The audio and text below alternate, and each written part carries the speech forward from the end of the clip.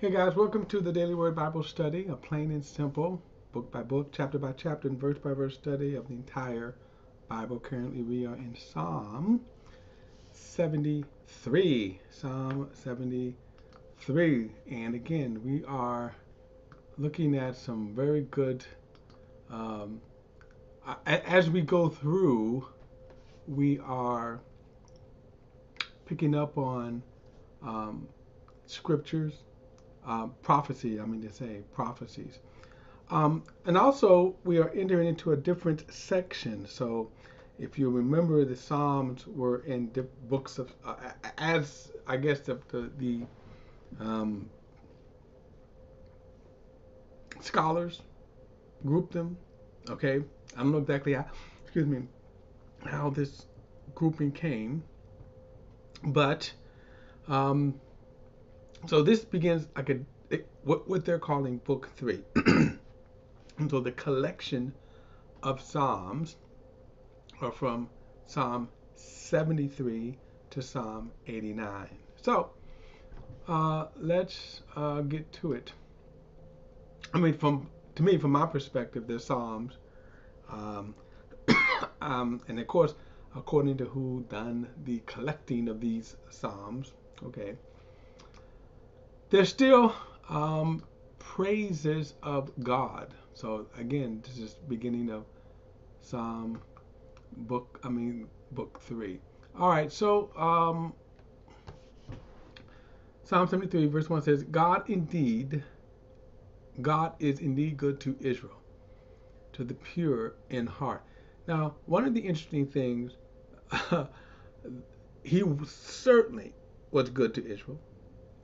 And then I would also say that he's gotten a bad rap as the God of wrath and the God of anger and all that. However, what people don't realize is that the reason we see the wrath of God is because over and over and over Israel sinned. So the Babylonian exile, which was a judgment of God against Israel, well, keep in mind that took, um,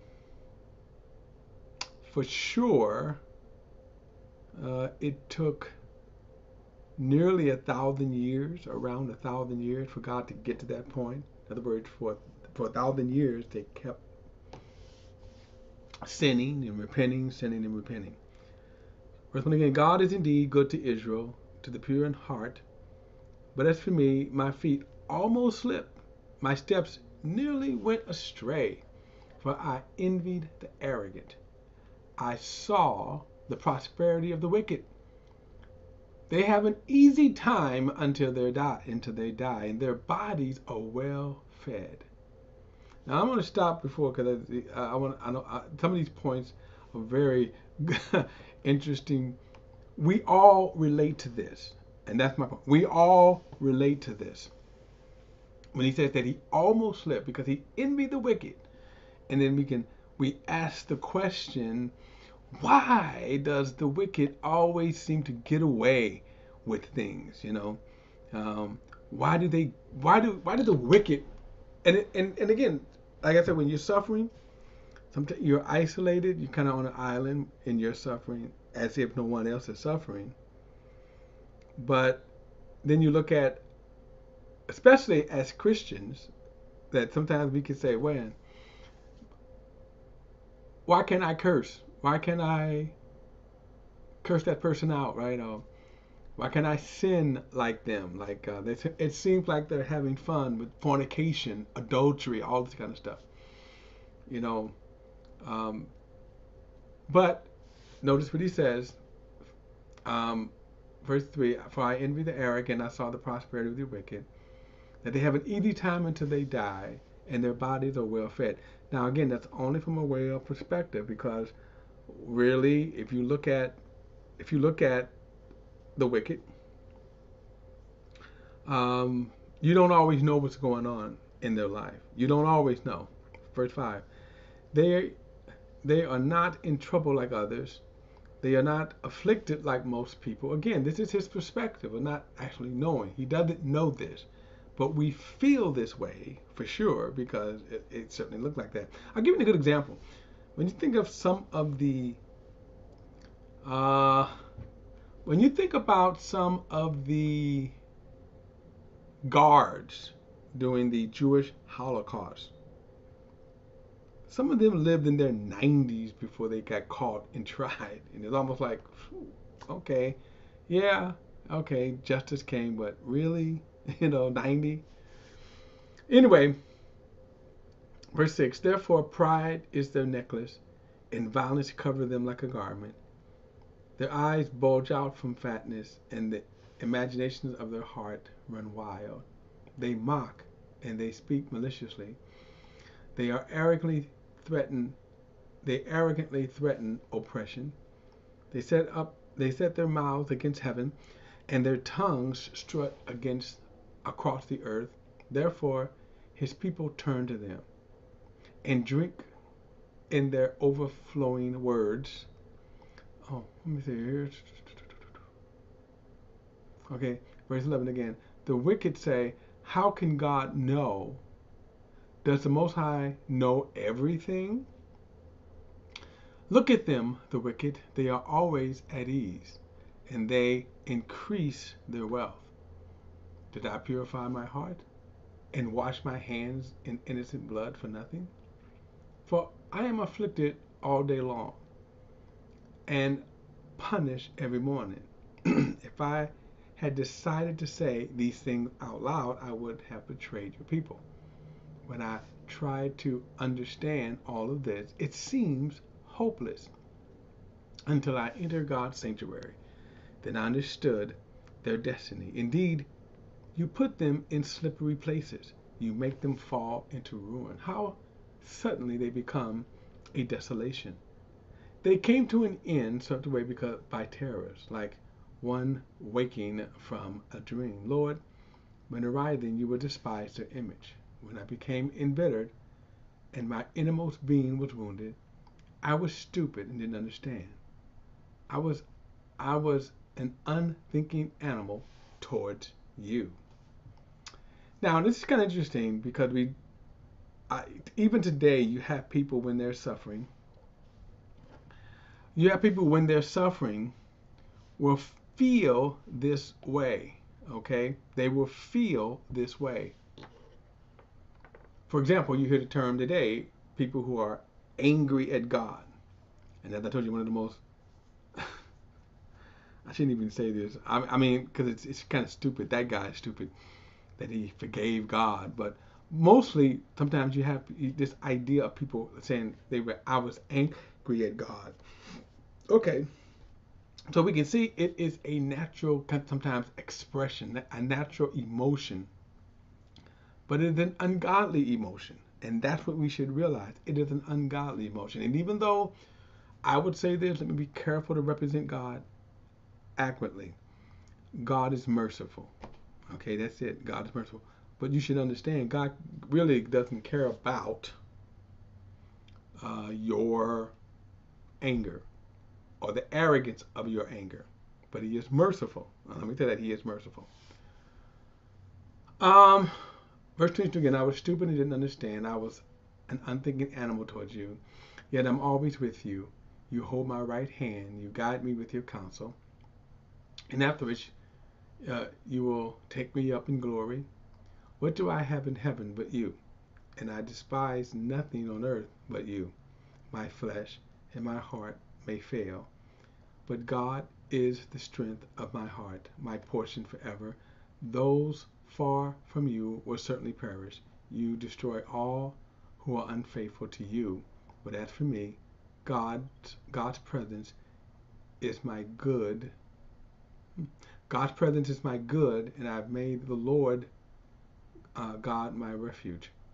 So I can tell all about. Let me go back. I'm going to read 23 again. But as for me, God's presence is my good, and I have made the Lord God my refuge, so I can tell all about. No, I don't know why I keep doing this. So I can tell about all you do. Okay. All right. Psalm 74. I'm sorry, 74. Psalm 74. All right, here we go.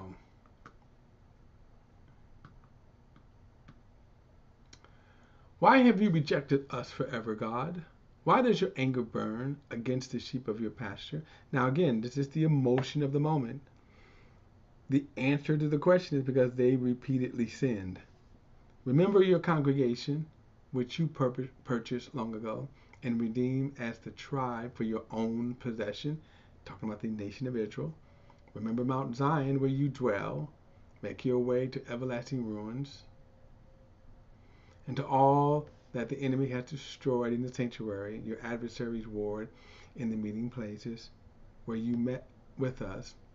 They set up their emblems as signs. It was like men in a thicket of trees wielding axes, then smashing all of the carvings with a hatchet and picks. They set your sanctuary on fire. They utterly desecrate the dwelling place of your name. They said in their hearts, let us oppress them relentlessly. They burned down every place throughout the land where God met with us. There is no sign for us to see. There is no longer a prophet, and none of us know how long this will last. God, how long will the enemy mock? Will the foes insult your name forever? Why do you hold back your hand, stretch out your right hand, and destroy them? Now let me say this. A lot of times we feel again this way. In other words, like now, people ask the question all the time, why is God silent? You think about all the evil around the world, and yet it seems like God is not doing anything. So in other words, David or the psalmist here is capturing the emotion of it, how we all feel, right? God, do something, right? And certainly we could, oh God, yeah, say things, destroy them, right? Verse 12. God, my King, is from ancient times, performing saving acts on the earth. You divided the sea with your strength. You smashed the heads of the sea monsters in the water. You crushed the heads of Leviathan. Now, Leviathan, we see this name repeatedly, was a extremely powerful, excuse me, we would call them sea monsters. And the way Leviathan is described in the book of Job, think of an alligator, the skin, but then much larger and much powerful. In fact, God himself said he couldn't even be captured by a normal man. Okay? So he says, you crushed the head of Leviathan, you fed him to the creatures of the desert. You opened up springs and streams, you dried up ever-flowing rivers. The day is yours, also the night. You established the moon and the sun. You set all the boundaries of the earth. You made summer and winter. Remember this, the enemy has mocked Yahweh, and the foolish people have insulted your name. Do not give the life of your dove to beasts. Do not forget the lives of your poor. Do not give the life of your dove to beasts. Do not forget the lives of your poor people forever. Consider the covenant, for the dark places of the land are full of violence. Do not let the oppressed turn away in shame. Let the poor and needy praise your name. Rise up, God, defend your cause. Remember the insults that fools bring against you. Remember the insults that fools bring against you all day long. Do not forget do not forget the clamor of your adversary, the turmoil of your opponents that go up constantly. All right, so Let me try to sneak in one more. But I think here this captures what again? This captures what we when we see evil and wicked. And I mean, and there's all kinds of evil and wicked that seems to go on and not be judged. Okay. Psalm 75. We give thanks to you, God. We give thanks to you, for your name is near. People tell about your wonderful works. When I choose a time, I will judge fairly. When the earth and all its inhabitants shake, I am the one who steadies the pillars, Selah. I say to the boastful, do not boast, and to the wicked, do not lift up your horn. Do not lift up your horn against heaven, or speak arrogantly. Exaltations does not come from the east, or from the west, or from the desert, for God is the judge. Okay, God is the judge. He brings down the exalted. Now, some people use this term in verse 6, exaltation does not come from the east or the west, for God is the judge, or sometimes that God is the one to exalt. Now, as if you're looking to be exalted from God, by God, that's where you would look. In other words, if you are hoping that God will judge you, exalt you, especially young ministers, by all means, you should be looking towards God. Okay. Verse 6, exaltation does not come from the east, the west, or the desert, for God is the judge. He brings down one who exalts another. For there is a cup in the Lord's hand full of wine blended with spices, and he pours from it. All the wicked of the earth will drink, draining it to the dregs. Now this term, the wine cup, always kind of a symbol of wrath. You know, drinking from the cup of God, the wine cup or the cup of God. It speaks of wrath.